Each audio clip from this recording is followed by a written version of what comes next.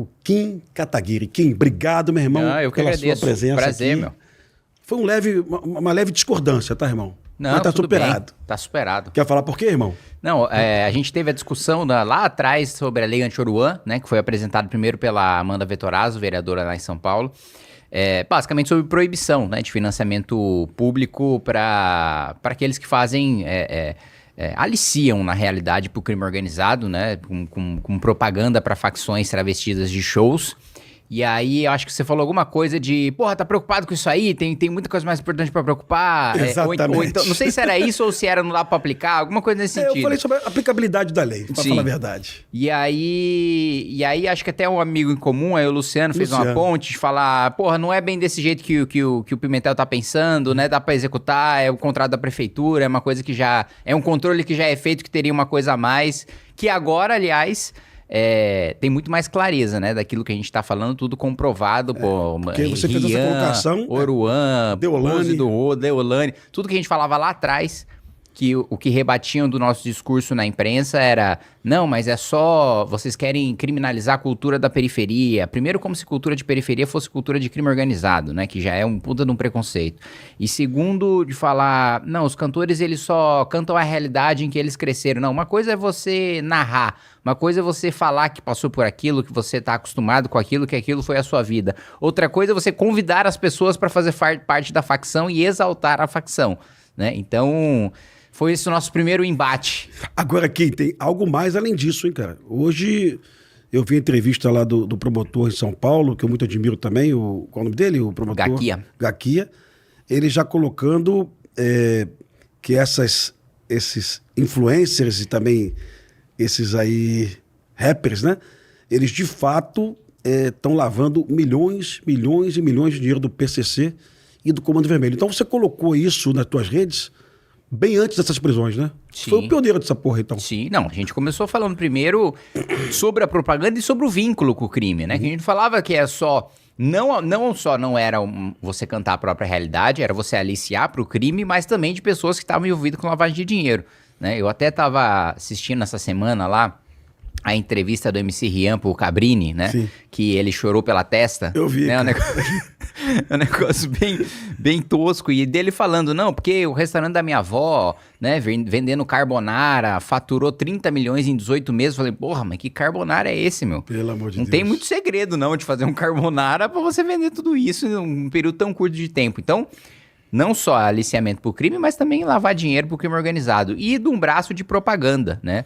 Em São Paulo a gente teve várias operações, sempre teve operação ali da divisão dos jalecos, né? Que eram os médicos, os enfermeiros, os técnicos de enfermagem que atendiam membros de facção que tomava tiro, enfim, no enfrentamento. Das gravatas, né? Que eram aqueles promotores que tiveram um cursinho pago pelo PCC, juízes, advogados. E aí... Operação Grito Falso, que teve em São Paulo, também mostrou sobre a nova divisão de propaganda, né? De fazer documentários, de produzir músicas, enfim.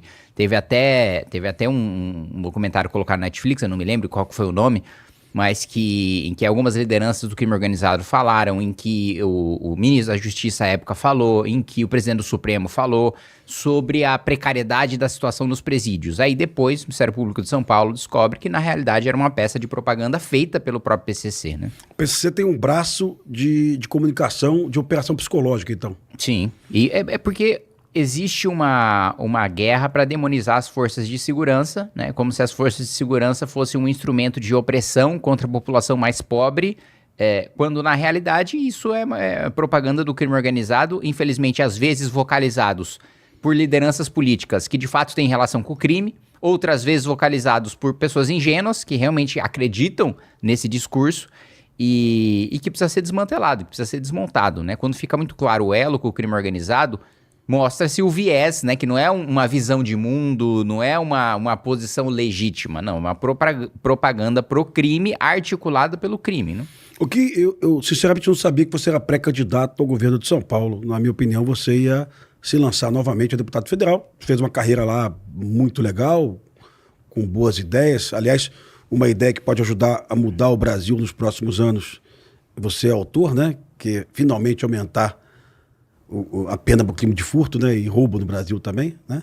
Mas eu queria que, se você pudesse, cara, fizesse um diagnóstico da segurança pública de São Paulo. Por quê? Você vai enfrentar o Tarcísio, possivelmente. E a taxa de homicídio de São Paulo hoje é uma das menores do Brasil. Aliás, uma das menores do mundo. 5,7 homicídios para 100 mil habitantes. E o governo de São Paulo fez algo que muita gente entende como um símbolo da vitória, que é a retirada da Cracolândia, junto com a prefeitura, logicamente. Então, você pode fazer um diagnóstico de São Paulo hoje, se a coisa está indo bem ou se não está indo bem? Não, definitivamente não está indo bem. Acho que é a questão dos homicídios, na realidade, os homicídios altos, né, no estado de São Paulo sempre foram briga de facção entre criminosos, né? E nunca tiveram um impacto muito grande na sociedade paulista, porque não eram pessoas, cidadãos comuns, inocentes sendo mortos, né? Na maior parte das vezes era briga entre facções e entre criminosos. Então tem um impacto menor no dia a dia do cidadão. Obviamente isso precisa ser combatido, né? Agora, a percepção de segurança, e isso eu falo por mim mesmo, né? Pô, eu fui assaltado 6 vezes já no estado de São Paulo, pessoalmente, e hoje a insegurança ainda é muito grande e não existe mais. Antes ainda se falava de não, existem bolhas de bairros nobres em que você está seguro. E acho que um caso muito emblemático que acabou com essa tese, né, é o assassinato, o latrocínio que você teve ali no Parque do Povo, uma região muito nobre ali de São Paulo, em que ciclista, um ciclista, né? Inclusive um ciclista conhecido ali pela comunidade, foi morto por causa de um celular. Então, eu acho que existe o aspecto de, realmente, o número de assaltos ainda assusta muito no estado de São Paulo, principalmente na cidade e na Grande São Paulo. Você ainda tem cidades do interior que tem números um pouco melhores. Ali você vai para Jundiaí, para Indaiatuba, para Americana, tem cidades, Sorocaba, tem cidades, tem regiões... Ribeirão Preto inclui isso? Ribeirão Preto também, São José do Rio Preto. Tem algumas cidades no interior que tem números melhores, uma sensação de segurança melhor, mas o interior sempre teve uma sensação de segurança altíssima. Essa sensação altíssima já tá para média alta, assim, você já não sente 100% seguro no interior. Eu sou do interior, né? Eu nasci em Salto, fui criado em Indaiatuba. Na cidade de São Paulo, a sensação sempre foi... Indaiatuba é um paraíso da segurança pública. Não, Indaiatuba realmente é uma cidade que sempre teve bons indicadores, que sempre disputou ali top 5, né? Indicadores de maneira geral, né? De saúde, de educação, de segurança do Brasil. Mas o interior, que sempre teve essa sensação maior, agora você já não está mais tão seguro. E na capital e na Grande São Paulo, ainda um problema muito grande. E em relação ao crime organizado, ao PCC, primeiro que é praticamente uma unanimidade ser anti-Tarcísio nas forças de segurança de São Paulo. Sim, Polícia Civil, Polícia Científica, Polícia Militar, Polícia Penal, né? As polícias estaduais, de maneira geral, têm uma insatisfação muito grande. E eu vejo 3 razões principais, né? Uma razão que dos governos tucanos sempre teve insatisfação em relação a salário, né? Porque o estado de São Paulo é o estado mais rico, mais produtivo do país, com uma das polícias que tem um dos piores salários, né? Mas dos tucanos já não esperavam nada, porque Alckmin e Serra já nem sequer prometiam nada, né? Falavam, vai continuar isso aí mesmo. O governo Tarcísio veio com uma promessa de que teria aumento para as forças de segurança de São Paulo. E isso não foi cumprido. Continua com os piores salários de São Paulo, sendo que é o estado em que existe a maior facção, a mais organizada e a mais poderosa do Brasil, diria até da América Latina, que é o PCC, né? Inclusive, em janeiro eu estava em missão no Japão, né? E o ministro japonês me contava que uma das preocupações do Japão agora é o PCC, porque ele passou a exportar drogas para lá. Da mesma maneira para os Estados Unidos e para a Europa. Então, assim, chegou do outro lado do mundo, né? Chegou a já fazer convênio com a Yakuza para você ter mulas, né, levadas até o Japão e fazer, inclusive já com... Tem um número muito restrito de advogados no Japão, né? O Japão, apesar de ter 100 e poucos milhões de habitantes, tem 50 mil advogados. Nem se compara com o Brasil, que tem 2 milhões, né? E começou a ter demanda por advogados que falam outras línguas, inclusive o português, para atuar nos casos no Japão. Então, assim, o estado que tem essa facção tão organizada que passou a exportar crime, tem uma das polícias mais mal pagas e com um descumprimento de palavra, né?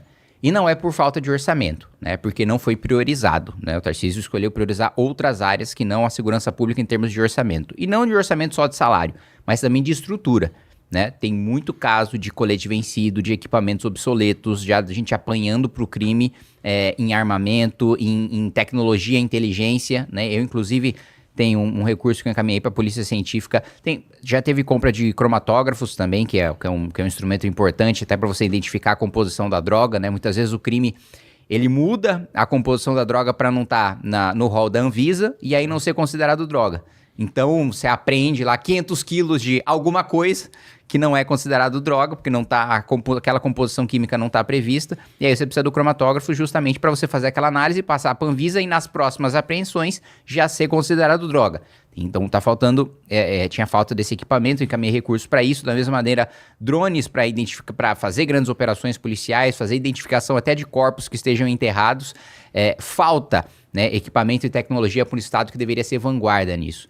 Você tem na cidade de São Paulo, por exemplo, o Smart Sampa, né? O sistema que também sempre defendi, né? Que é brilhante, assim, acho que Fiquei bem impressionado, viu, Kim? É um dos maiores exemplos que a gente tem do bom uso de tecnologia para segurança pública. Mas é prefeitura, né? Prefeitura, isso que eu ia falar. Que usa inteligência artificial para reconhecer, né, a face do criminoso e aí, quando está com mandado de prisão expedido, você já prende. Isso deveria ser estendido para o Estado. Porque tem um elogio ao Nunes, isso aí, Kim? Já é um elogio ao Nunes ou não? Não, essa foi uma boa medida dele, né? Tenho algumas críticas à gestão do Ricardo Nunes, mas essa foi uma medida que eu, inclusive, quando queria disputar contra ele, né, nas últimas eleições em que meu partido não deixou, mas graças a Deus agora não tem nenhum partido que não me deixe fazer nada, que eu tenho meu próprio partido e agora disputo o cargo que nós quisermos, não tenho a menor dúvida de que a gente vai ocupar os maiores da República. Um dos pontos que eu colocava era esse, né? Ele já era prefeito e falou, olha, tem que implementar esse sistema, né? Na época ainda tinha alguma discussão, mas não é um estado policial, né? Você vai ter o seu rosto reconhecido. Eu falei, gente, é uma questão de segurança. Primeiro que já tem câmera, né? Nos monitorando na rua a todo tempo, né? Ter a inteligência artificial para reconhecer o rosto só vai proteger o cidadão. Isso é pacificado hoje, né? Isso todo mundo já aceita, todo mundo vê que funciona. Isso deveria ter no estado de São Paulo inteiro. No estado de São Paulo hoje tem o Muralha Paulista, né? Mas é para identificação de placa fria, de carro, de moto roubado, furtado, que... Primeiro que hoje, né, o furto de carros e de motos já não é o principal crime, já foi o principal crime no estado de São Paulo, não é mais. E segundo que a identificação no estado todo, porque hoje, alguns municípios, por exemplo, São Caetano, tem esse sistema, igual tem a cidade de São Paulo. O criminoso sai do estado? Não. Ele sai da cidade. Sim. Ele não está mais na cidade de São Paulo, foragido não está mais na cidade de São Paulo, não está mais em São Caetano, não está mais em Indaiatuba, não está mais em outras cidades que tem esse sistema. Mas nós precisamos expulsar do estado, né? E idealmente do país. Sim. Mas, falando do estado de São Paulo, esse sistema precisaria existir de maneira geral. E um outro ponto, outra reclamação que eu escuto, é de que, por um racha interno que nós tivemos no PCC, dentro do estado de São Paulo, que inclusive ensejou a operação no litoral, né, a Operação Verão, nós tivemos uma oportunidade histórica de diminuir significativamente e de aumentar a divisão e a fragmentação dentro do PCC, fazendo uma operação de limpa, né? E o Tarcísio, por receio de apanhar da imprensa, de apanhar de ONGs de direitos humanos, de apanhar de partidos de esquerda, não autorizou continuidade e novas operações nesse sentido de enfrentamento ao PCC. Eu não teria receio nenhum, né? Aliás, o meu histórico já demonstra isso. Enquanto deputado, não tive nenhum receio de enfrentar polêmica, de enfrentar porrada, de enfrentar pauta impopular, de enfrentar processo, de enfrentar ameaça de morte.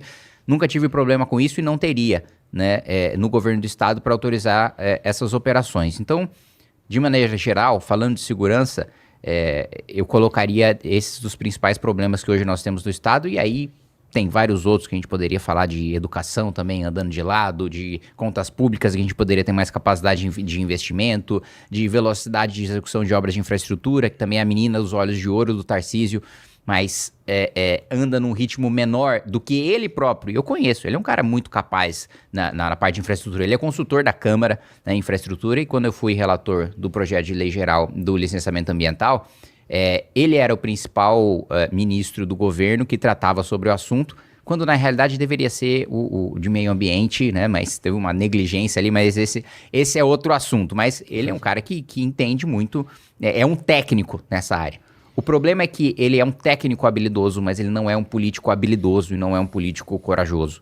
E é preciso ter uma habilidade política para você conduzir transformações no Estado, que o técnico você precisa se cercar dele, de pessoas que entendem profundamente de assuntos que você não vai ter a capacidade de entender, porque o governante precisa tratar de todas as áreas, mas é impossível que ele entenda de todas as áreas. Então você se cerca de pessoas melhores que você.